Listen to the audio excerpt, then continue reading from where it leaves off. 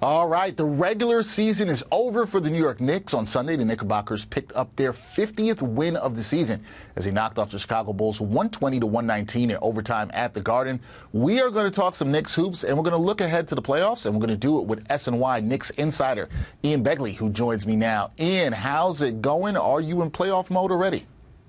What's up, Dexter? Yeah, I'm ready. I'm locked in. Let's get through Wednesday. Let's get to game one. I'm ready to go. All right, I like it. Ian's in playoff mode. I'm in playoff mode, but it's been a long season. We know that. And Ian, this was a season for the Knicks with a lot of injuries and uncertainty, yet the team finishes with the second best record in the Eastern Conference this season. They win 50 games for the first time since the 2012-2013 season. What do you make of what the Knicks accomplished this year, and how do you evaluate the current culture of the franchise moving forward? A big accomplishment. You go from last year, 47 wins. You kind of sneak up on people this year. Everybody knows you're coming. You deal with the injuries that you mentioned, Julius Randle, Mitchell Robinson, on down the line. And here you are, 50 wins, number 2 seed. So you're improving your win total year over year. You're dealing with adversity. This was a very good regular season for the New York Knicks, and I think they're set up well for the future because of the head of the snake, Jalen Brunson, just playing incredibly well and seeming to take his game to a higher level this year than it was last year. He's been great. They have good players around him. So I think they're set up well to do something here to build off of this foundation, whether that's a trade in the future, who knows. But so far, it's been a very good job, I think, by Leon Rose and his group to get them to where they are today. Yeah, foundation seems strong with the Knickerbockers right now. You mentioned Jalen Brunson, Ian, in the finale. He delivered another 40-point game. Considering that the point guard, Jalen Brunson, led the Knicks to the 2 seed in the East, should Brunson now strongly be considered for first-team All-NBA? I think he's got to be right there. He has to be right there.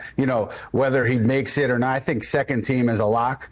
But whether he sneaks into first team, I'm not sure how the voting will break down. But he's got to be in the conversation because of how he finished the season, how he helped carry this group without Julius Randle, without OG Anunoby for such a long stretch. They did well. They more than tread water without those guys, and here they are, second seed in the East. So he certainly should be in the conversation. Would be stunned if he wasn't second team. And I think he also deserves to be in that MVP conversation to get votes for that award because of the year he's had. Yeah, got to think that he might be in the top 5 in terms of voting for MVP. We'll see how that all plays out. So, Ian, with the 2 seed, the Knicks will play the winner of the Sixers versus the Heat in the play-in tournament. Those 2 teams play on Wednesday night.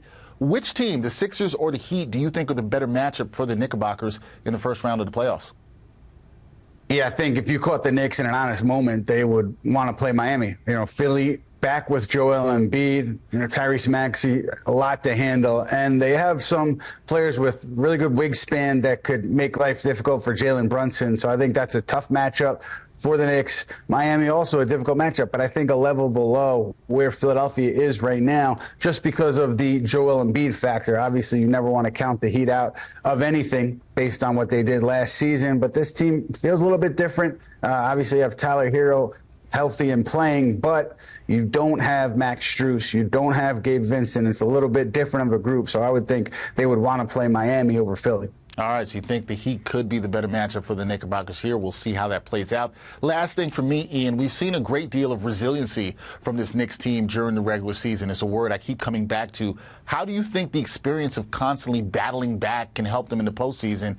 And do you think this is a team that has what it takes to make a deep playoff run?